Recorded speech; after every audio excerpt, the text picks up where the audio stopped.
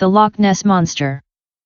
Of all the mythical beasts in the world, the most famous, most hunted for, and most talked about must be Nessie the Loch Ness Monster. She, for the Scottish monster is always seen as a not-so-wee lassie, is often the first phenomenon thought about when the subject of unexplained mysteries is raised. She is an internationally known celebrity, who has probably done more for her native tourist industry than any other famous Scot. There have been Nessie documentaries, programs, films, and even cartoons. But although she appears each year to a select few, she has been too shy to debut in a major scientific investigation. So is Nessie really a strange creature, lost in time, and lurking at the bottom of Loch Ness? Loch Ness is a 24-mile-long freshwater lake found in the Great Glen, a massive crevice that cuts the Scottish Highlands in two. The loch is up to 1,000 feet deep and, at some points, 1.5 miles wide. The first tale of a monster living in the water originates in AD 565 and features Saint Columba, who rescued a swimmer from the beast's advances.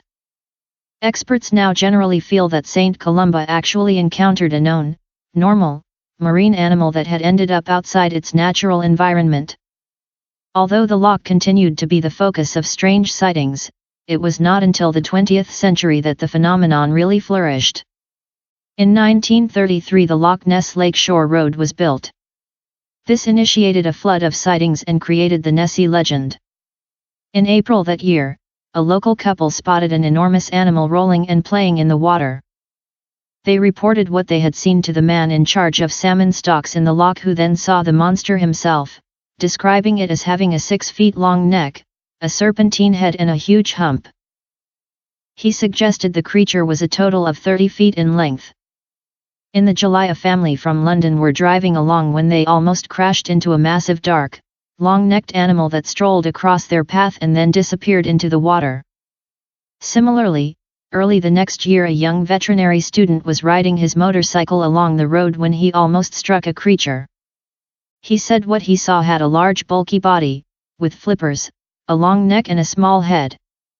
Over the years, many people have tried to capture the creature on film. One Nessie witness managed to take a rather inconclusive photograph of something appearing from the water in 1933. In 1934 a London doctor released a most mysterious photograph of the monster to the public. It showed a strange head and neck appearing from the water. 60 years later it was revealed to be a fake. In April 1960 an aeronautical engineer used a 16mm movie camera to film something moving through the loch's waves. Although it has never been established exactly what is captured on the film, experts at the Royal Air Force's photographic department have verified that the footage is not a fake and has not been tampered with. Dinsdale himself devoted the rest of his life to finding Nessie.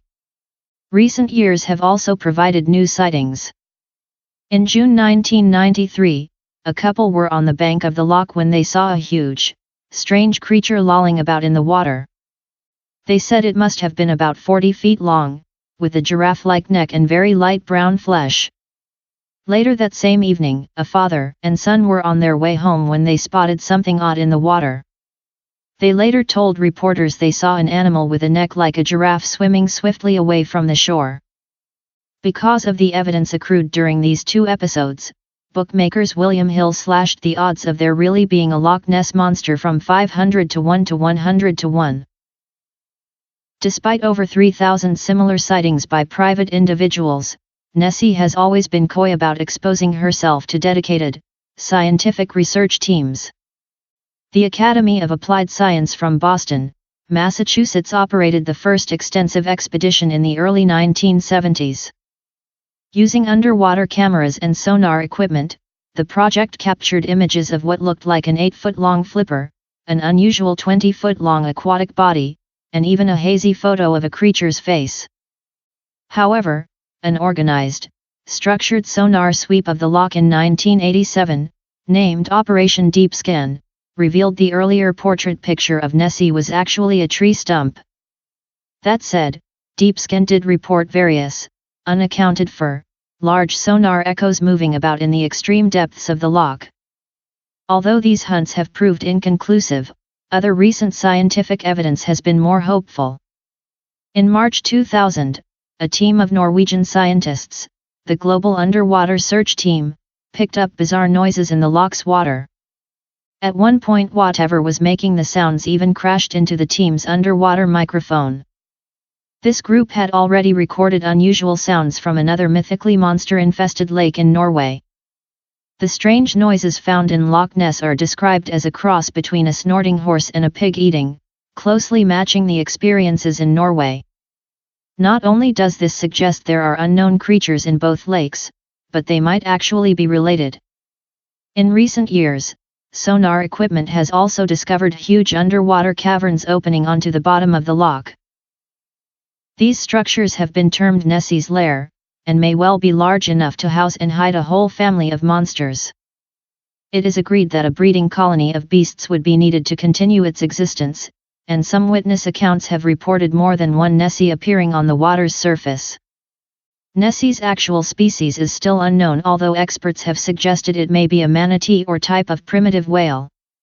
It might also be a large otter, a long-necked seal, a huge eel, or even a giant walrus. However, Nessie seems to bear a much stronger resemblance to a creature now thought to be extinct. This is called the plesiosaur, a marine dinosaur that has not been found on Earth for over 60 million years. It had large flippers, a small head and a large body, and some experts believe a few of these animals were stranded in the loch after the last ice age. None of these suggestions are completely plausible. Even if the plesiosaur did survive the disaster that wiped out the rest of its fellow prehistoric creatures, it is generally believed to be a cold-blooded animal, and would find the chilly environment of a Scottish lake too cold to survive. If Nessie is really a modern-day aquatic mammal like a whale or a seal, then it would constantly have to come to the surface for air, resulting in many more sightings.